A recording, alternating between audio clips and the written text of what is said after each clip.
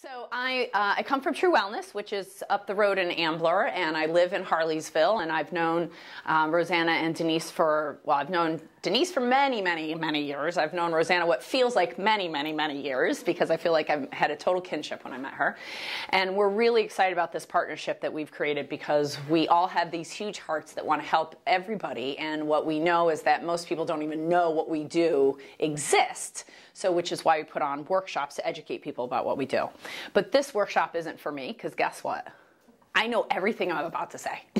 This workshop is for you.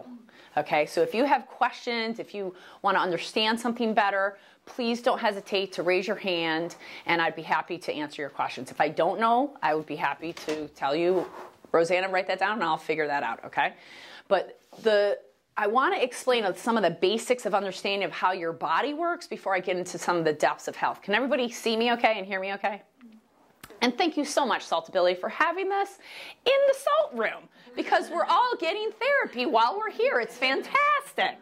So, you know, you're all surrounded by ions right now, negative ions, which is why we all feel better in this room. There's no Wi-Fi in this room, and you can feel it. It feels like we're on the top of a mountain. Do you feel that energy shift in here when you walk in? Anybody not feel it? Please raise your hand, be active, because everybody can raise your hand. Let's see. Come on, let's go. Can we raise our hands? Let's go. Can you raise your hands? Excellent. Okay, because, did you raise your hand? No. Can you raise your hand? Yes. Thank you very much.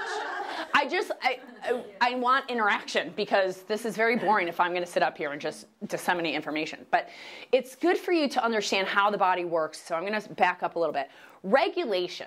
Outside of our federal government, has anybody heard this term regulation? Yes. Yeah. Good. It worked for me. Okay, outside of the federal government, has anybody heard the term regulation? Good, excellent. Have you been to one of my workshops before? No, not okay, good. PTA, physical therapy. Okay, perfect, excellent. Thank you for coming. So, regulation is the concept of your autonomic nervous system. Your autonomic nervous system is in charge of all your involuntary movements, as well as some of the ones that you can, like blinking your eyes can be involuntary, but you can also force yourself to blink. So your autonomic nervous system has two aspects. The sympathetic, which is your fight-flight mode, right? Everybody's heard of that. And your parasympathetic side, which is your rest, digest, heal, relax, sit in the salt chamber, take in all the ions, and recover and relax mode, right? So the sympathetic and the parasympathetic side, the dance of the phone's ringing, it's my child, and they need me to pick them up, and I forgot, run over, sympathetic. Phone's ringing, 6 o'clock at night, I know that's nothing but a telemarketer, let the phone ring, right? Same exact thing happened, but the body responded differently, kind of where you were at in your head. Are you with me? Yeah. So you were driving down 73, right here, skip back Pike, and a car cut you off, right? You slam your brakes on, you nearly missed the accident, and you feel your heart rate, right? You feel your breath go up, you feel everything. That's your sympathetic nervous system. As soon as you're like out of that for 5-6 minutes, all of a sudden you feel like, oh, I've calmed down. If your regulation works well, you've calmed down, your heart rate's reduced, your breath rate's reduced, and you go back into digesting your food. If your regulation doesn't work well, you're the person that has that happen, and then all day long, you're off. Oh my God, I'm so spazzy, and oh my God, you wouldn't believe what happened to me today, and let me tell every person on the planet what almost happened to me today. I almost was in a car accident. Oh my God, it was so scary, blah, blah, blah. Like, and they just never stop, because their sympathetic system, their fight-flight, never turned off. And when your fight-flight versus your parasympathetic digest, recover takes over, long term, you're going to start to burn out your adrenals, right? Because the bottom line is your nervous system should 90% of the time live in this parasympathetic mode. Rest, digest, and heal. Maybe 10% of the time live in this fight-flight mode. So it's this balance between these two sides, but the ability of the body to go back and forth is the idea of compensation. I can appropriately compensate for internal and external stressors. My body can appropriately do that. And when my body can appropriately do that, I notice it because I sleep well, I poop well, couple times a day, every time I eat. I have good energy. I digest my food appropriately. I don't get bloated and gas or tired when I eat food. I sweat appropriately. If I turn my seats on in my car all the way here for an hour and forget how hot I am, I should start to sweat just like I did on the way here tonight. So your body should go through this. And if your body's regulation is off, how do you know? I'm not sleeping that great. I'm not pooping that great. That slowed down. Maybe I get a couple headaches. I just don't feel right. And the longer you let that go on, the longer you let that go on, the easier it is for disease to set in. Because we are innate intelligence living this life in a physical body, right? Anybody disagree with that? Please, argue with me about that right now, please. Secondly, innate intelligence, your body's default mechanism is for health. Okay? So if that's true, then why are 90%, or I don't know, let's just say 50%, because I don't know what the percentage is. I just made up a statistic like most people. But let's just say 50% of the population doesn't feel good on a daily basis. How many of you know people that wake up that have energy all day long, feel good, and never complain? Besides me, who knows people like that? I think that's my dog. I'll give it to you. We have a lot to learn from dogs. A lot. First thing dogs do every morning, they stretch. They do. Yeah. They sleep a lot. They're in parasympathetic mode. And what would you do if your dog didn't poop for one day? Freak out. What happens if your daughter, your son, or yourself, your husband, or something doesn't poop for a day? I get cranky. But you don't do anything about it. But if the dog doesn't poop for a day, you freak out. And you take them to the vet, and what's the first thing the vet looks at? They look in their mouth. And that's a whole nother workshop for a whole nother time. Okay? But the point is that the dogs have a lot to teach us because they love everybody. They're very parasympathetic. They sleep a lot. They stretch before they do everything. They eat multiple times a day, and they poop multiple times a day. And they have plenty of energy, right? So that's how we should live as well. And if we don't, then we know something's off. Now, your body's job is to do that. That's what the brain is about. Like, the brain is sending signals. There's more signals going from your gut to your heart to your brain than the other way around. But the autonomic nervous system's job is to make sure all the other organs are working well and everything's going as it should be, right? If it gets off, then we look for why. Most of the time when people are not compensating for the stress they're under, it's because they don't drain appropriately their toxic load. They can compensate for it at some level, but they can't get it out. They don't sweat appropriately, they don't poop appropriately, or they don't pee appropriately, or they don't breathe appropriately, or they don't bleed appropriately. These are the 5 ways we get things out of our body. We poop them, we pee them, we sweat them, we breathe them, we bleed them if we're still of a bleeding and of the sex that bleeds. Okay? So this is how your period should go.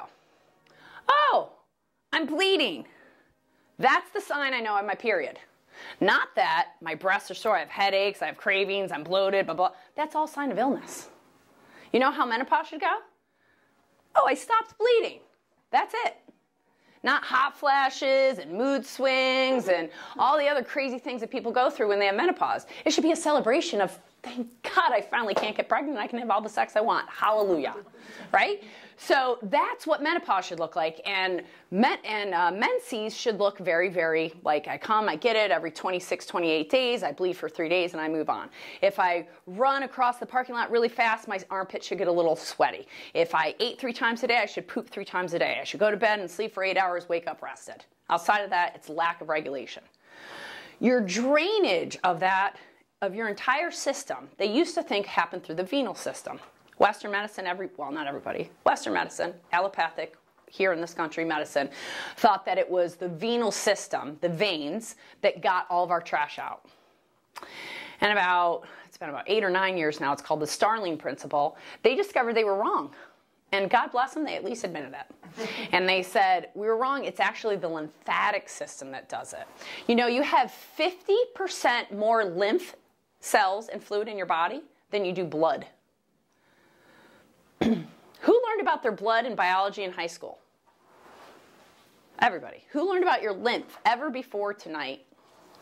Okay, except for the physical therapy assistant who went to college for body therapy, and I appreciate that so much. And we're so glad that somebody gets trained in the lymphatics. But can you attest to how many people do not know about their lymphatics outside of your industry and my industry? Unless they've had cancer, and then everybody knows about lymph, right? It's 80% of our waste dump. We have 50% more lymph fluid in our bodies than we do blood, and nobody knows about it. Is this a problem? Yeah, how do we get rid of it? Yes. How do we get rid of what? The fluid in our bodies, but the lymphatic system is... Really good question. Pee it out, poop it out, sweat it out, breathe it out, bleed it out. And if we're not doing that? Really great question. That's when it gets backed up. Okay? So I have two ways I can get to Philadelphia for this analogy, because Kelly doesn't know 5 ways, even though she's lived here for 18 years, how to get to Philadelphia outside of 2 ways, okay? Sorry, I just don't know. But there's 2 ways, let's just say. The Schuylkill and there's 3. Schuylkill, Broad Street, and Lincoln Avenue, right? That's how you can get to the city. The Schuylkill shuts down. How's it going? How you get in the city for the Philadelphia Phillies tonight? Well, not tonight, but you know what I'm saying. You can still get there, but it's going to take you a little bit longer, isn't it? Right? Now, if they close Broad Street down and you only have Lincoln Highway, how's it going to go to get to the city? You can still get there, but it's going to take a little bit longer. Okay? So now if you close down that, everything stays inside. Now what happens? You can't get to the city. And the city is health. Okay? You need to get the traffic flowing all the time to get to the city. So I like to use the analogy of highways. So your lymphatics is where we dump the waste out. We have 50% more fluid of our lymph than we do of blood. And our lymph does not have its own circulatory system. It does not have its own pump like our heart will pump out our blood. And the lymph fluid dumps into the cardiovascular system. And then the cardiovascular system continues to get it out where we bleed, pee, poop, and sweat it out, okay? But lymph fluid should be just that, should be fluid. Now, what makes lymph fluid thick, like gelatin, is sedentary lifestyle. Wi-Fi. Who lives in a home where you don't have Wi-Fi anywhere near you? Right, exactly. Tight-fitting clothes, cow dairy, bananas, raw onions, metals, and chemicals. Anybody have any idea why we have such a sick nation when we're only exposed to basically sit in a chair, drink cow dairy for your health, and then make sure you have your silver fillings and make sure you have the best iPhone with all the best Wi-Fi. And I can't figure out why my kid's brain doesn't work or why my brain doesn't work.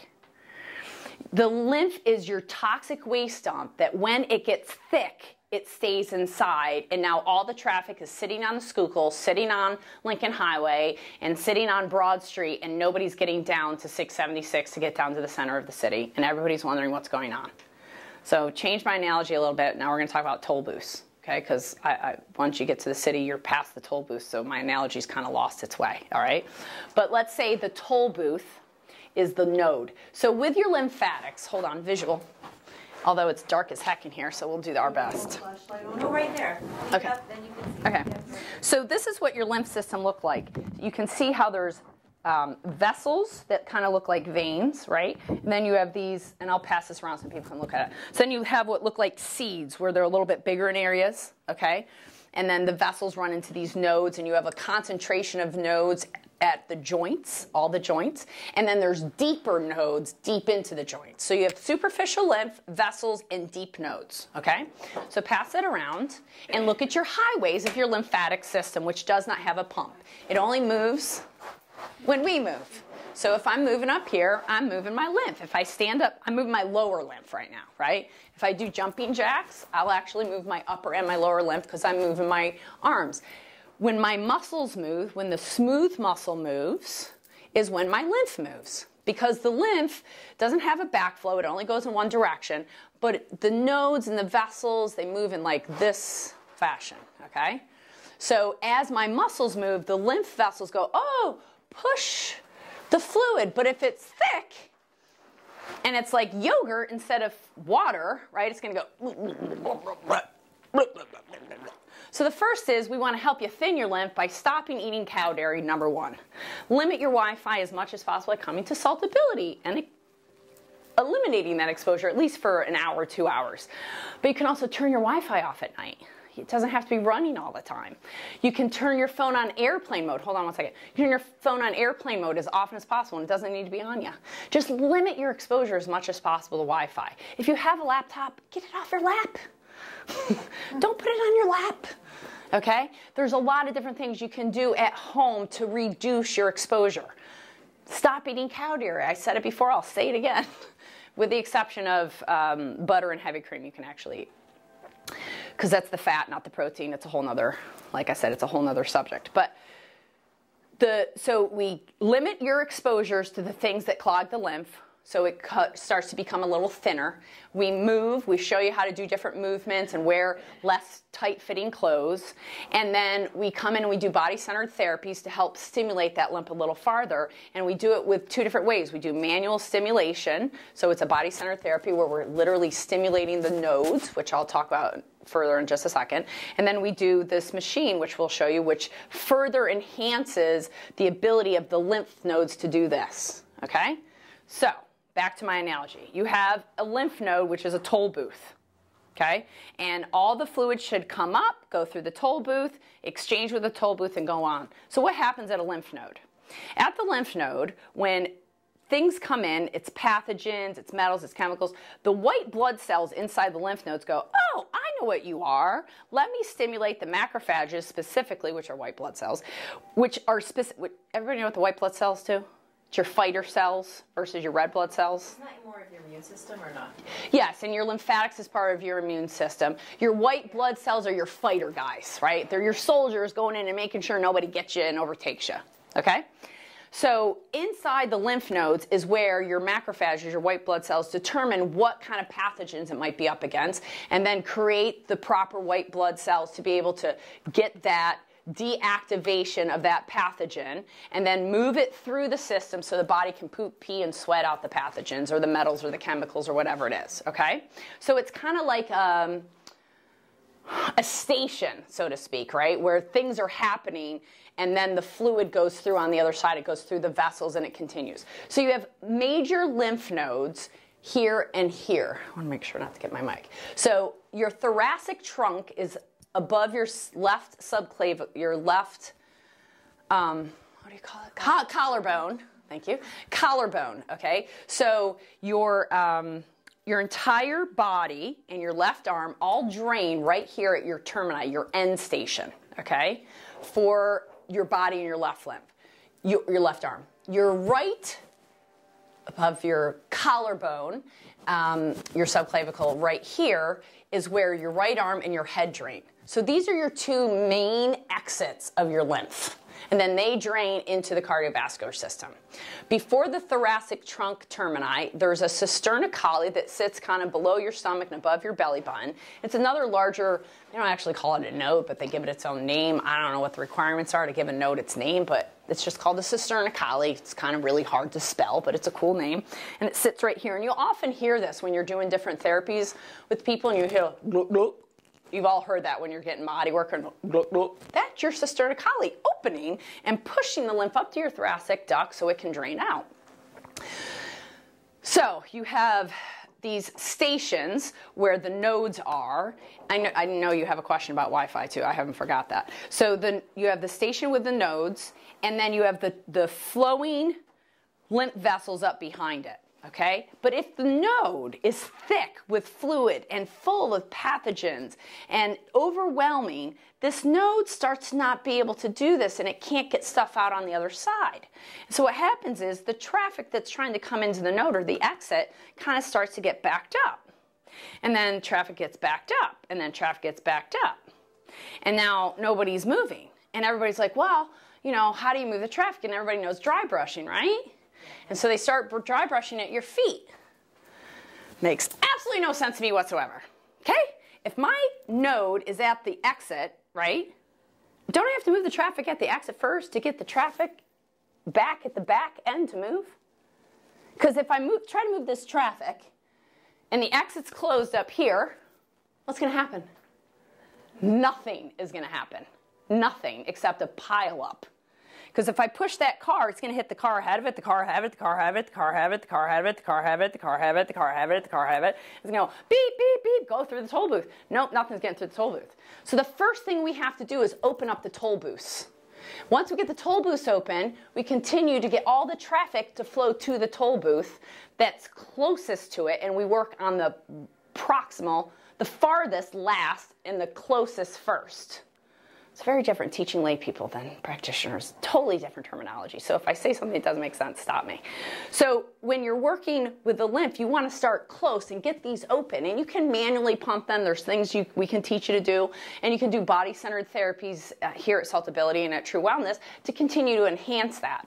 Our job isn't to mobilize your lymph completely. It's to enhance it to move. So that, and educate you about what's making it thick so you can drain out your toxic load. Right? How many of you have ever gone through a detox protocol of any kind whatsoever in your life? Raise your hand. Only about half the room. I'm surprised. Okay. So this is a very common thing that people, oh, I went through a detox. I went through a detox. This is like the fad, going through a detox. Your detox is only as good as your drainage. If you don't poop, you don't sweat, you don't pee appropriately, you don't bleed appropriately, the last thing you want to do is start to detoxify. You need to drain before you detoxify, right? So I want to drain out all that traffic, but I'm going to get rid of the cars first? Well, how can I get rid of the cars until I move the traffic? It doesn't make any sense because the traffic's not going to go anywhere. The cars are just going to move around because they can't get through the toll booth. That's how you get rid of stuff. You get it through the toll booth. If it's not going through the toll booth, you can try to get rid of all the cars you want. They're just going to circulate around because they can't get through the toll booth until the toll booth opens. That's detox without drainage. You with me? So mobilizing your lymph can be very simple. What we find is that the myofascia, does anybody besides the physical therapist assistant know what myofascia is? And Donna? Okay, good. So, good, two of you, congratulations. Oh my God. So, wait, first before I get to myofascia, what was your question about Wi-Fi? No, it wasn't Wi-Fi in general. It was what you said about everything, Wi-Fi, cowberry, the fillings, chemicals, bananas, onions. Is that fact or is that a theory? Evidence-based, empirical evidence that you can documentally prove on brmi.online. Or you can go to etiology.nz, which is the organization in New Zealand, Desiree Despong, who's in charge of etiology.com, who I've studied most of all my lymph work with, who for me is the utmost authority in the world on lymph, and to be honest with you. She knows more than anybody I've ever met. I put her knowledge up against any doctors at all. And she will be speaking at True Wellness in March. At some point. I don't remember the date, but at some point she's coming in from New Zealand. Yeah, I drink a lot of milk and I have a mouthful of fillings, so I'm just saying. Oh, I'm so glad you brought that up because I already noticed the fillings when we were having a conversation out there. And that, per our conversation, please bring that up at the end because I really want to talk to you personally in front of everybody, if that's okay with you, Donna, about what we started to talk about. That I was like, let me go start the workshop because it's key to understand. Chasing down the symptom doesn't matter. Right. Getting to the underlying cause is what matters. So when we work with the body, our first thing, I don't care if you have silver fillings, I don't care if you have scars, I don't care if you have immune challenge, the first thing we have to do is get your lymph working. Because anything we do after that's going to go better because your drainage is better. Okay? So I'm going to stop for a second and before I go to the myofascia. Do you have any questions about the lymph nodes, the lymph vessels, how it works, what stimulates your lymph, what doesn't? Donna? So like if you got cut, would lymph fluid come out? Or is it like blood vessels, or is it different? No, it's like you're not going to be able to tell the difference in what comes out in your blood because it's in the plasma. So your blood is part plasma, the lymph is in the plasma. It's microscopic level, you're not going to be able to see it. But when your blood comes out, there's lymph fluid in there that's more lymph than it is blood. Okay. It just looks all red because of the hemoglobin. So you're actually bleeding lymph fluid. You're bleeding yes, as well as plasma and minerals and yes. And then you. A question about the Wi-Fi and like why that affects things. Is that for another day? That's a whole other subject on its own. But so Wi-Fi keeps your body in total sympathetic mode all the time. Your body doesn't know that it's not in fight flight because it keeps you in beta waves versus alpha waves. So you never get into deep sleep. So if you're in sympathetic mode, your lymph is never going to move because your parasympathetic is stopped. And that's not just like the psycho part of like, oh, I got something on my phone, like an email, da da da da. Just like the nature of having Wi-Fi. Like even if your phone's not on. If your phone's not on, Wi-Fi in the house. the Wi-Fi in the house. Oh. Do you live in a single family home? Yeah. So play an experiment with me. Turn it off at night at 10 o'clock at night, turn it on at 7 o'clock in the morning. Do you have dogs? No. Okay. Do you have kids? Yes. Perfect. Turn it off at 10 o'clock at night and never turn it on for 3 days and tell me how different your kids are. What's that? I said I might have a grumpy house and when people can't get their emails. So, yes, you might. But you might have kids that are a little happier and a little healthier and sleep a little bit better. And if they sleep a little bit better, mom and dad sleep a little bit better. And then that makes everybody happy, right? We don't care about emails as much as we do good quality sleep and healing. But if you really want to research that, go to Dr. Klinghart's website, or there's this website called brmi.online. Why do you talk about I've mentioned it like 7 times. Because it'll give you a lot of information about Wi-Fi. There's a ton more authorities than me about Wi-Fi, but I would say this to you, okay? In the last 20 years, the incidence of autism and disease has skyrocketed in this country. And I have noticed on my cell phone, and I live in a very specific place in Harleysville by a quarry with a very limited exposure to anybody near us, purposely, so we were not near high tension wires or cell phone towers or anything else. When we moved in our house 8 years ago, I had one signal and it was our house. Our neighbors have not changed. I have an 85-year-old guy on one side of me who I can guarantee you does not have Wi-Fi. And the other side of me is a woman from Russia who does not have Wi-Fi. We asked her before we moved into the house, okay? I have no Wi-Fi on either side of me. But somehow the signals have changed because now when I'm in my house and my Wi-Fi is off and I turn my phone on, there's 4 other signals that show up on my phone that were not there before. My houses aren't any closer, but they've changed the Wi-Fi signal. And they're getting close to going to that 5G Wi-Fi signal. We really don't have any idea what the exposure of Wi-Fi has done to us long term. So if you want to be part of that lab experiment, I invite you to use all the Wi-Fi you want. And if you want to be part of the lab experiment I'm in, I limit my Wi-Fi because I really like my brain waves and I really like to heal and I really like to live to be 120, healthy, happy, and fall asleep when I'm in my... fall asleep and die is what I was trying to say. Die by falling asleep or whatever the case may be. So Wi-Fi is a wonderful opportunity for us to access amazing information. And I had the best question ever from I think he's 14. He sat on my table and we were doing some muscle response testing and teaching him about Wi-Fi. And he said, he's very clever, and he said to me, well, if my Wi-Fi's on, but it's going to my Xbox or whatever, and the Wi-Fi's on, and the Wi-Fi router's on that side of the house, and it gets that side of the room, and the Xbox is on that side of the room, and I sit on this side of the room, the Wi-Fi's not going to get to me, right? And I go, that is so cute that you think the Wi-Fi signals get the Xbox and just stop. Like, oh, we're here, we've arrived. They are traveling all day long, every day, through every cell of your body.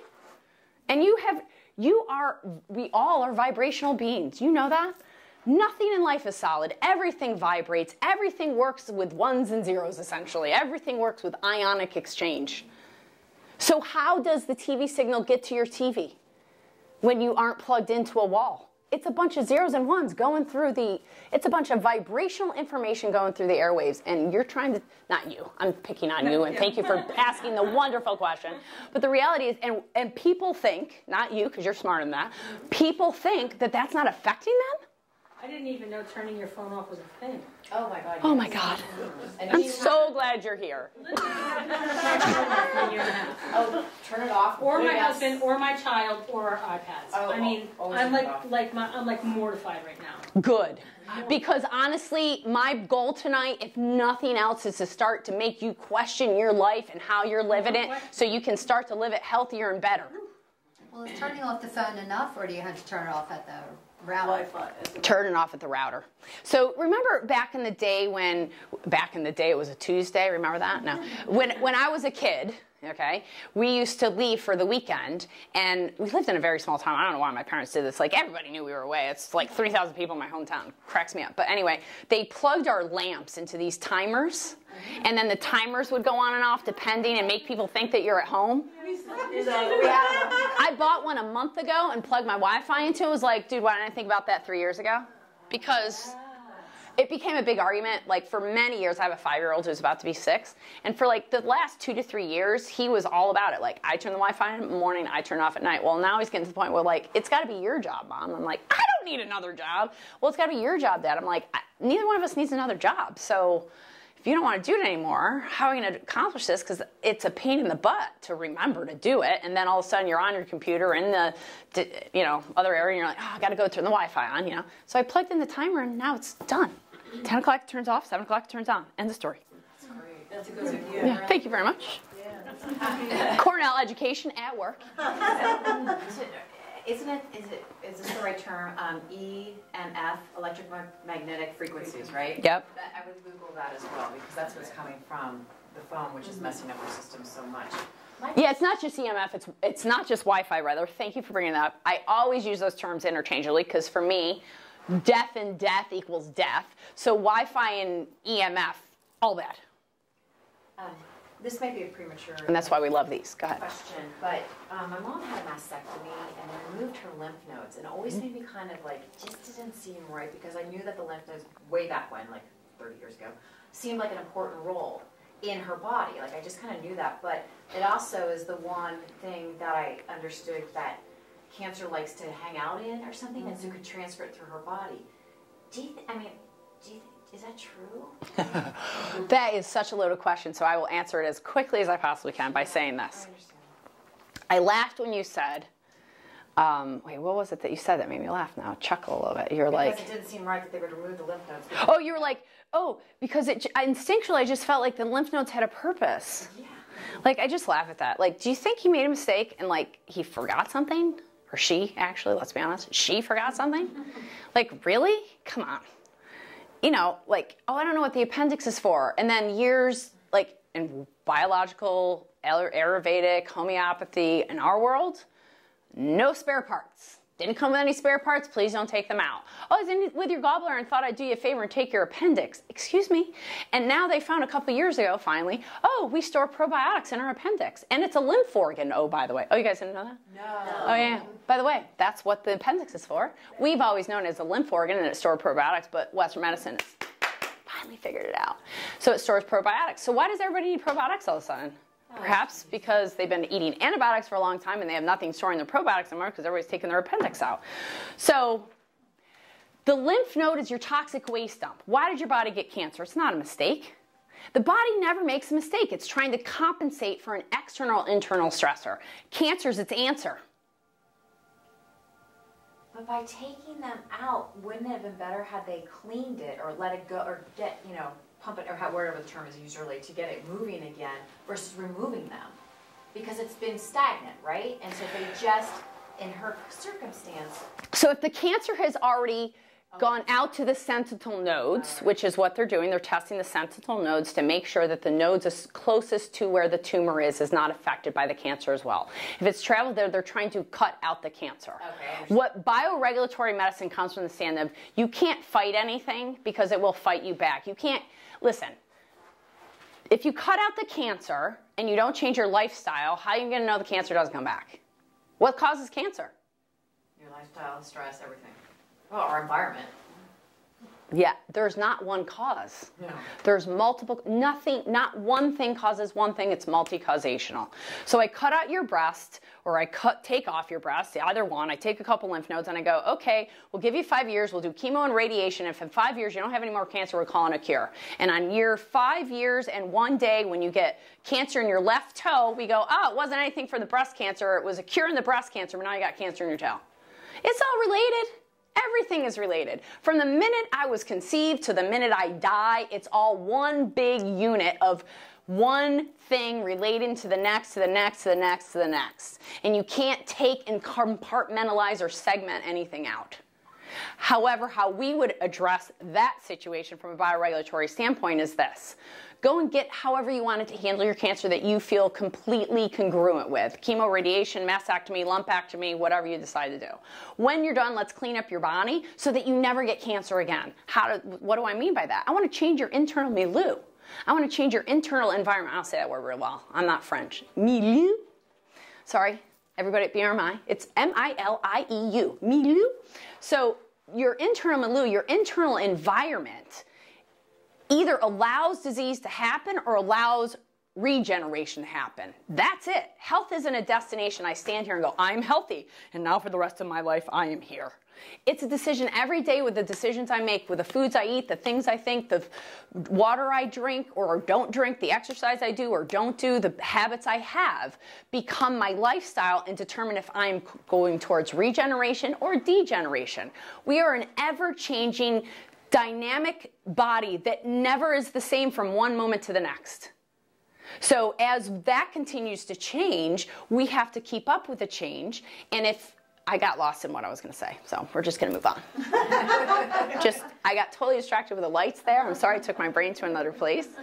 I was on a roll too, wasn't I? You're talking about the How we would handle it at bioregulatory approach. So handle that, and then we're going to look for what caused the cancer. Did you have a loss? Typically, there's a loss within 5 years of any kind of diagnosis of cancer, within the 5 years prior. And or, I'm not kidding you, at the Paracelsus Clinic, which is no longer exactly like it used to be, and Dr. Thomas Rao is the guy that ran the Paracelsus Clinic, now he has his own clinic called the Biomedicine Clinic, and Dr. Ottmeyer has his own clinic called the Abstin Clinic. But either one of those clinics in Switzerland, if you were to call them and ask them, have you ever had a breast cancer case that you've dealt with that did not have a root canal? Both clinics would say absolutely 100% no. 100% of the time, if you have breast cancer, yes, you have the right answer. You will probably 100% of the time have a root canal. Like before? Uh-huh. So the first question I'd ask your mom is, what is your dental picture? Do you have silver fillings? Do you have root canals? Do you have scars on your physical body? These are the 3 blockades that don't allow your regulation to work. So we would address your scars. We would have you work with a skilled, very educated biological dentist. Do not have your silver fillings dealt with a proper dentist. Bad dentistry is way more expensive than good dentistry.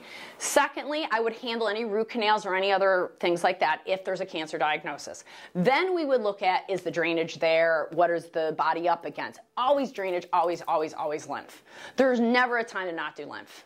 And most people's lymph are clogged because of all the reasons we talked about that they're not even aware of, that's making their lymph stagnant. And it's building up their disease. They're not getting it out. And people are getting sicker and sicker and feeling worse and worse. And we live in the most wealthy country in the world with the sickest population.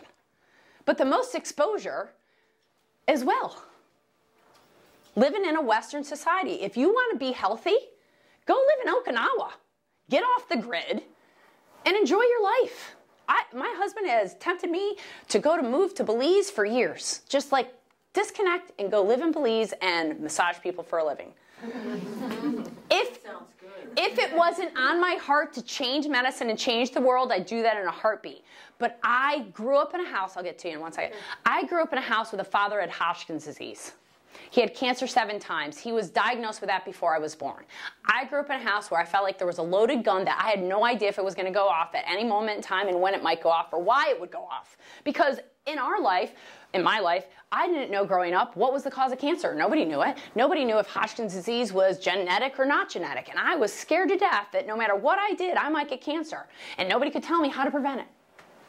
And I wanted to be a doctor. And I went to Cornell University to become a doctor. And I was thrown into a car accident, as it would be. And it forced me to deal with chronic pain for 3 years. And I went from one specialist to another till I found somebody that had something else beside a prescription pen and a little manage your pain speech for the rest of my life. And I finally found this wackadoo guy, who's now my husband, and he was doing all this weird regulation stuff and testing my regulation and doing all this stuff. And all I can tell you is 30 days later, I'm on some Chinese herbs, he's done some emotional release, and I'm off my Vicodin and my Flexeril, and I don't understand what the hell happened to me. And that was 21 years ago. And I never looked back. I just said, I'm going to hang out with you until I figure this out. And we got married about 7 years ago. And we now have a 5-year-old. But, you know, I've been all around the world. I've studied this medicine from the greatest leaders in this world. And they act like cancer's not a big deal. They act like, ready? Cystic fibrosis is a 6-month deal, and then you're over with it. Here, it's a death sentence. It's a different understanding. It's a whole different science. It's a different way to look at your body. And here's the biggest problem with it. It entails the big R word, responsibility. No longer can you walk, did anybody see the movie The Matrix? You know, Keanu Reeves' Matrix? Who has not seen it? You're all fired. You? When do I have time to watch a movie? You really have never seen it? You really are fired. Okay. You can't be my friend anymore. Okay. I'm fired. Okay, that, you have to watch that in the next 30 days. Okay. All right, so, You have it? I of course have it. I watched it 26 times at the movie theater. It's a documentary, not a movie. This is the red pill. Welcome to the red pill, okay? Once you know this information, I don't know how you ever go back into the regular world and not know this information, honestly. And I hope that I've raised your awareness about things that you've never thought about before, because that's what's happening. We're dying slowly in this country because nobody wants to talk about it and nobody wants to take responsibility. No longer are you going to be able to walk out of this door and go, it's not up to me how my health is. It's all about my genetics, because that's only about 5% of your thing. It's a potential. It's not an absolute. It's a potential, okay? And it's your lifestyle and the decisions you make that determine whether those potentials are turned on, and if you're arriving at health or you're going towards degeneration. At any point in time, you decide you can turn around and go the other direction. It's completely up to you and nobody else. But that's the sucky part. Because in this country, we go, it doesn't matter what I do, doc, just give me the pill so I can reduce my cholesterol, then I'll go eat my cheeseburger. It's not my fault. No accountability. And that's the hard part about what we do and why we climb uphill every single day doing this therapy, this whole world of medicine, because people don't want to take responsibility for their health. Because it does matter what you eat. It does matter what you drink. It does matter what you expose yourself to. 1,000% it does. And if you don't believe me, then ask my brothers who have been playing this experiment with me for 20 years because they thought I was crazy and I joined a cult. I'm not kidding you. They thought my husband was a cult leader and that he had convinced me that I wasn't in pain when I really was, and that I had literally gone off the deep end. And what happened to Kelly, she was a Cornell graduate and now she's doing this wacky medicine. 20 years ago, 21 years ago. I have 6 nieces, one of which that has already suffered with cancer, scarlet fever twice, and shingles, all within a 5-year period. I hope they never watch this, but oh well if they do. They know me well enough to know they shouldn't not change their lifestyle.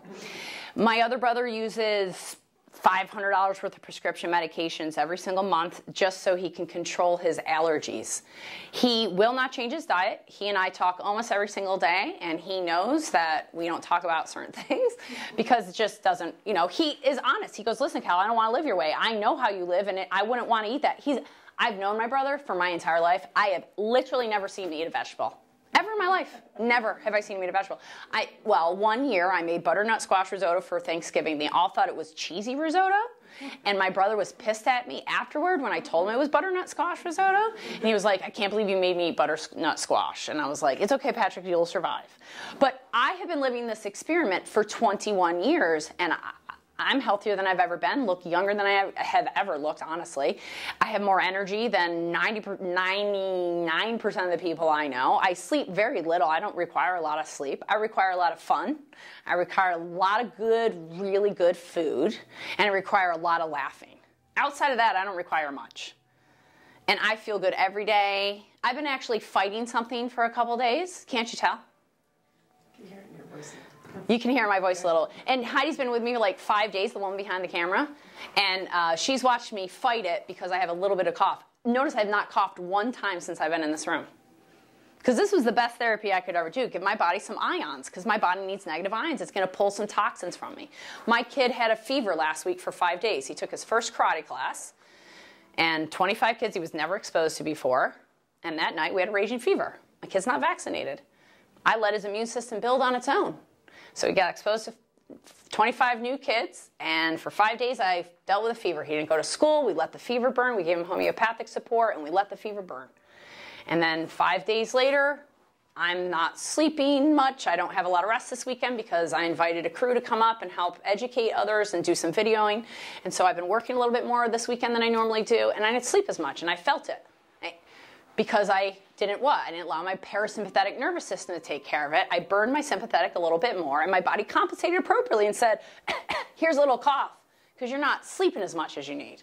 And so today we were at the center, and I did a salt chamber, and here I am, standing in the salt, knowing tonight I'll probably sleep like a baby and not cough at all. Because I regulate appropriately for the fact that my body's dealing with some kind of virus or bacteria that my son had. I don't need to identify it. I don't care. I'm just going to build up my own regulatory capacities and let it deal with it. Strengthen my immune system. Isn't that a cool way to live? Much better way to live. Aren't I cool? No, I'm just kidding. My aunt is a nurse. She was a nurse, and my cousin was born with cystic fibrosis, and he turned 55 yesterday. Awesome! That's awesome. Last year he did get a double lung transplant, but he's doing really well. That's awesome. But she was a nurse, and she moved him out of Elmer Park, New Jersey, and up to Newton, New Jersey, to get him away from smog and things like that, and to live in the country. And change his environment, and he lived longer. Huh. So it's the environment our cells live in, not that our cells have anything bad that they're doing. It's the environment in which they live. You have more bacteria. You guys know we're more bacteria and fungus than we are cells, right? And more lymph than we are cells. So why the hell is everything about cellular biology? That's my question. I mean, I'm a biologist. I'm a scientist, right? All this medicine in this country is based on Louis Pasteur from 1850. 1850 is the science that the entire medical community in this allopathic world is based on. Do you know what year it is? Do you think there's been any advancement in science since 1850? About how the body works? Do you think maybe they're pushing on the rug because it doesn't make the pharmaceutical companies very much money if you actually know how to handle your health and you're not dependent upon pharmaceutical drugs and doctors to tell you and figure that out? By the way, I'm not a doctor. I'm working on my nurse practitioner license, so I'm going to have to change that soon. But I'm not a doctor. Okay?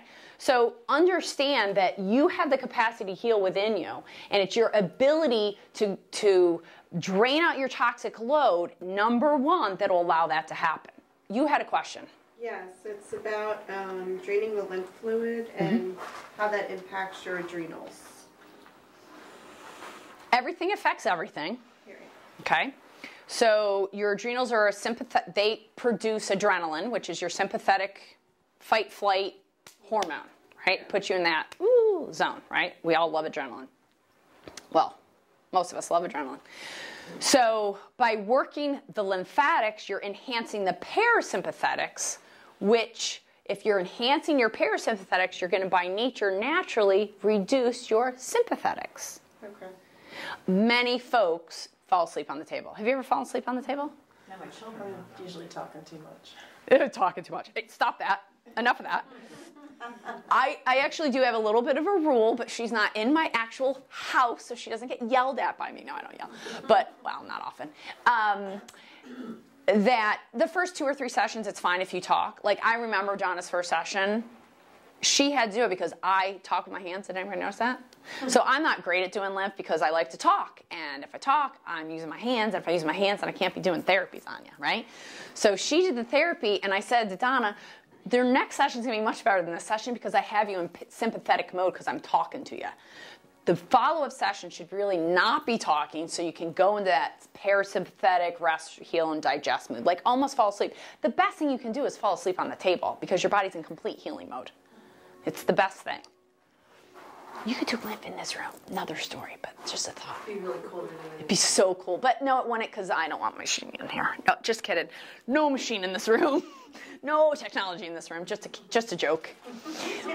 It'd just be great to have all the ions. That's all I'm thinking. Because we often recommend to do ion cleanse foot baths after the lymphatic enhancement because it really helps your body continue. Because we're enhancing your lymph that day we do it. The effects you feel are anywhere from 1 to 3 days, 5 days later. And normally what folks feel is, oh my gosh, I feel a little bit lighter. I poop better. I sleep better. Maybe I get a little headache if you don't drink enough water. But in general, I feel a little bit lighter. About 10% of the time, those first 2 to 3 sessions, you can definitely feel worse because you're moving your toxic waste barrel.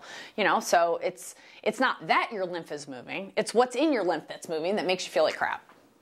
Because I did feel like crap. Yeah. So, you know, we had those crazy winds over the last week around those crazy... Like 3 days later. It took me 2 days, you know, I was like, wow, I feel like I have the flu, I kind of feel weird. Right. But by the 3rd day, I felt really good. Yeah. And as you did follow-up care, you didn't feel that follow-up? Okay. Yeah. And you had your amalgams out many years prior with a non-biological dentist. Correct. Right. So I would expect her to feel a little bit bad on the first one because she's still got mercury in her body that we're working on continuing to detoxify. But what did we have to do before we detoxified was drain. Drain. There was something I thought about that I wanted to, but it'll come back to me. Donna, you look like the cat that ate the canary. So Donna, So Donna has done what, 7 sessions, 6 sessions, 8 sessions? 7, 8. Something like that?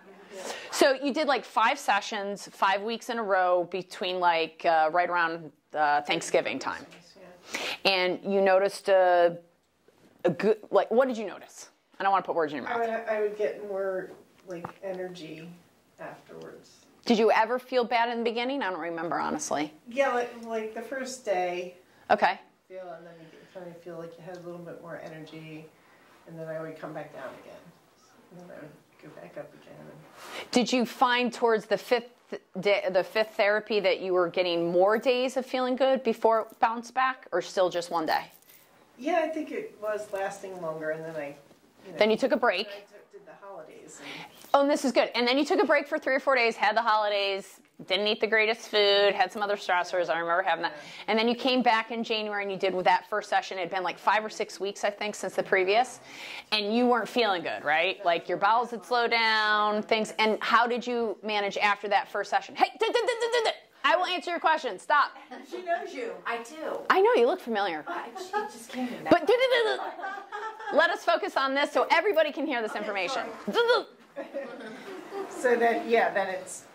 So after that session in January, when you came back, and you hadn't been feeling good because your bowels had slowed down, your joint pain had increased a little bit, right? How did you feel after that one session? I went back to having the day or 2 of energy. And then, Good. So you recovered faster than you did the first time around. Yeah. Perfect, and that's how it should work. Listen, you didn't get sick overnight, you're not going to get well overnight. It's a process. And, you know, most people that walk in our center that have any kind of chronic illness, we tell them, however long you've been ill, it's going to take you half the amount of time to get well. You're not going to work here every day to do that, but you're going to gently and slowly just turn in the other direction and continue to go in this direction versus to this direction. But you can't change it all overnight. You're not going to change your diet overnight. You're going to not change your lifestyle overnight. Half of you are going to forget about doing anything about your Wi-Fi when you leave out of here.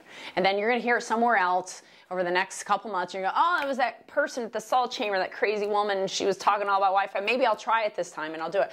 And maybe you'll get it the 5th time you hear it. I don't know. But some of you will go and take the information. You'll start to feel different. That's going to determine your success. Compliance. End of story. You know, I love chocolate cake more than almost anything. Like really good chocolate cake. I don't eat it all the time, but I just really love it. Now, when I was in high school, I'm not kidding you, it was a meal for me. I mean, horrible, but we used to have a microwave. I don't use microwaves. Couldn't pay me to use a microwave. And my father I had to make chocolate cake or chocolate chip cookies every single day for him. By the way, he died at 55 and had cancer 7 times, so I'm sure that was a good habit of his life. And he'd wake up at 3 o'clock in the morning and eat it, which was also super good for you. So I was tasked since about 8 or 9 years old with making this fresh dessert for my father every single day. And we got those, remember microwave cakes where you just like mix it in a bowl, throw it in this thing, and microwave? That was my lunch for like 5 years, every day, because I lived across the street from the high school. Bad scene. I used to eat that. I can't imagine why I had allergies and asthma. I mean, I pray that my testimonial is on our website because we just have a new website, and I'm pretty sure it's on there. Pretty positive. If not, it's on BRMI Online. Did you guys hear about that website? You're online. It's on there as well. But look at my testimonial because Heidi was very skilled in helping me. She put my before picture, embedded it into it. I never would have figured out how to do that. But my before picture is pretty scalding because I was on painkillers for 3 years. I had horrible allergies my whole life. I had acne my whole life. I had asthma my whole life prior to finding this world. I have not dealt with asthma, allergies, food intolerances, hay, cat problems, let alone back pain in 21 years. I'd say my experiment is going swimmingly well. And I used to feel like I was 90 when I was 20, 23, 90, did not look forward to my life at all. And now I'm 45 and really looking forward to turning 120. Not tomorrow, but soon. Not too soon. I have a lot to do between now and then. So the fascia is the skin inside your skin. Oh gosh, I'm out of time, so we'll talk about fascia next time. Okay, but fascia, quickly, is, so this is your skin, and inside your skin, if you were all to die today and I was to do autopsies, which is my next life, because that's so cool, I'm going to take your skin off, not really, but underneath it is this thin layer called fascia. How many make a turkey and you pull the skin up and you put, you know, that like little like filmy, tacky, yeah, that's fascia. And everybody has it, okay? The fascia is where your, all your bones, your organs, your plasma, the blood is all held in that fascia. And I'll leave you with this analogy. When we meet folks and they have exposures to all these things that we talked about, or silver fillings, or the blockades to healing, what happens first is the fascia gets tight, okay? And the lymph is inside the fascia, and then the lymph gets a little bit tighter, okay? So take this analogy. Let's say you're a pant size 6, okay? So your body's a size 6, but you put on a size pants that's a size 2. How good does that feel when you go, try to sit down. Her face is the greatest. She's like, ugh. It's not so great. You can do it, but you know, a butt might pop off or something might slice open, or, you know, or you're not going to be able to move real well because they're so tight. So the point is, if your lymph is a 2 and your fascia is a 4 and your body's a 6, let's first get your fascia to prepare for your lymph therapy. Let's get your fascia to a 6 so that when we open the lymph, it goes right to the 6. Because for many years, we opened up the lymph and it only stayed a certain level, and they would have to always continue to do lymph every so often. They'd get really much better, but they'd have to stay on the lymph table every 2 weeks or 1 month or 2 months or whatever, it'd all come back. So if we open the fascia and then open the lymph, we get much better results. And this is somewhat new information that we are redesigning schools right now. The woman in Australia and I are developing a curriculum, and somebody else in the local area, and 3 medical doctors that are lymph gods in this country. And we are developing this curriculum so we can open up a school right here in Pottstown, right here, for the only, don't tell anybody, yeah, myofascia trigger point lymphatic release. Nobody's, oh wow, the physical therapist assistant goes, oh wow, because she knows. The reason that people's bodies don't work is their fascia's jammed up from scars and everything else. They can't use their shoulder, then their lymph gets clogged, now they got frozen shoulder. And instead of doing surgery, you can go open your fascia, open your lymph, and now your shoulder will move. How is that amazing? Do you see this all day long? Yes. So, less time for surgeries, more time for body care, okay? So quickly, I want to go to your situation. May I? My situation? Yes, your situation. So she asked me about, you okay or no? Yeah, no. Okay. So she asked me about lipedema versus lymphedema, L-I-P-I, lipid, like fat, okay? So there's a difference in diagnosis, right? And so she asked me a question, have you read a lot about lipedema? And I said, nope. You'll find I'm the most honest, blunt person you probably ever met in your life. Definitely turns a lot of people off, or it turns you really on one way or the other. So I was like, nope, haven't done a lot of reading about that. So she starts to explain, she's going through all the details, and obviously she knows more about than I do. But you know what I know? Her diagnosis doesn't matter to me. No offense. What matters to me is, do you have any blockades to your regulatory capacities? Let's start there. Because it doesn't matter what I know about your diagnosis. What it matters about what I know about your body. your body isn't able to heal because you have silver fillings, you have root canals, and you have scars on your body. Let's address those and see what's left. Then once we address those, let's get it out of your body. Let's get the cells of the body, the lymphatics moving and flowing better to see if that alleviation from the body will allow the body to go back into healing capacities and not build lipedema. But I know the body's not making a mistake. I know that whatever your body's doing is doing its best job to protect you from whatever the hell's inside you, making you not feel well. And it is working its butt off trying to do it. And it's never making a mistake. So you need to applaud your body for doing the best job it possibly can with the information it has to keep you as healthy as possible. You're functionable, right? You might not like everything that's going on, but you're functionable. That's not that bad. You know, I'm not trying to minimize your situation at all. But what I'm saying is we haven't even scratched the surface of finding out what the underlying causes are. To address the underlying causes, I don't want to chase down your diagnosis. I want to work with your teeth, get your lymph moving, get some of the blockades alleviated, and see what's left. Well, I have felt better since they took that death band that was cinching my stomach in half out last year. What? I had that for 18 years. What's that? The lap band. The Oh. Gee, that would never clog your lymph and your fascia at all. No. 18 years I mean, I had that thing. the reality is that's binding. Oh, yeah. Right? I mean, did you ever see those pictures of the women in China that used to bind to their feet? Well, that's what your fascia is doing all over your body. Any injury, any emotional trauma, and Wi-Fi absolutely makes the fascia smaller. That is a theory, not a proven fact, but I'm saying it absolutely does. Prove to me it doesn't. Extract that thing for 18 years. I'm pretty sure it was fighting against it. Absolutely. The body was trying to regulate for it. It's trying to get rid of it. It's dead. It's like, I don't know what that is. That's not biological. That doesn't belong in here. Try to get rid of it. And root canals are no different. Root canals are dead teeth. If I had my toe die from gangrene because I was outside and froze it off, I wouldn't say, oh, you know, but I want to have 5 toes now. So just take the root out of the toe so I don't feel the death that's happening in my toe and leave my toe. I'd say take the toe off. It's dead. And if it's dead material, the body's going to try to get rid of it. But it's okay in my mouth? Going back to my original vet situation, if I have an animal, I take it to the vet, the first thing they do is they look in the mouth. In medical school, they're taught your teeth are outside your body. I kid you not. They are taught your teeth are outside your body. Are your teeth outside your body? Nope. Are you a medical doctor? So there's a lot of things we raised tonight. I know you have some questions. We'll take a few minutes to answer some questions.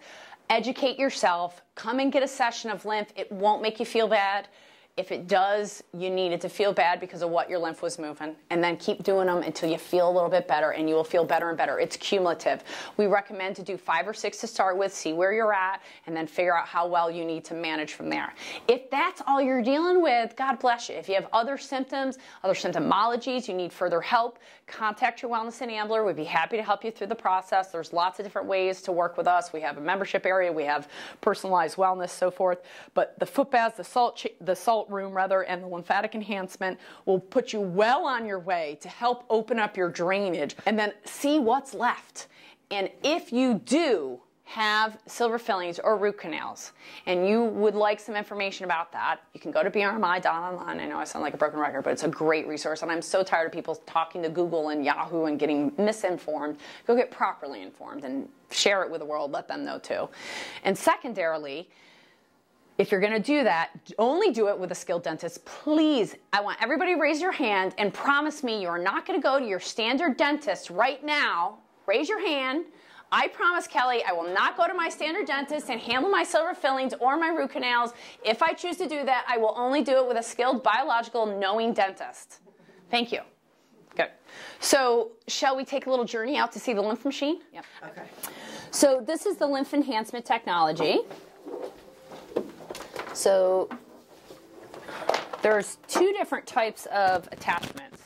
There's the Eclipse head, which is a bonus that we have that's it's LED light, and it breaks up fibrous tissue. So we often will put this over the cisterna while we're opening up the 2 termini, or we'll put this on a scar because we didn't get to really talk about scars, but scars. It's nice to see everybody's faces, by the way. Hi, everybody. Scars, this will help break up the adhesions of scars too, because scars create like a detour, an impasse in the body. So we address scars in many ways. So this just enhances the ability of what the machine already does. This is just an add-on that we add. these are the 2 therapy heads. These are glass bulbs that are made individually, and so they're always a little bit different size and color, but essentially, can you hit the lights real quick? I want them to be able to see the light. You can hear it. Oh, yeah, I can. Oh, yeah. Okay, so I can do that with everybody, it's fine. So Donna's like, I've heard it before. Let me just blast your termini since I gotcha. So it's 3 noble gases in these therapy heads. There's xenon, argon, and kryptonite. Isn't that cool? This really is future medicine here. So you can see that it lights up, right?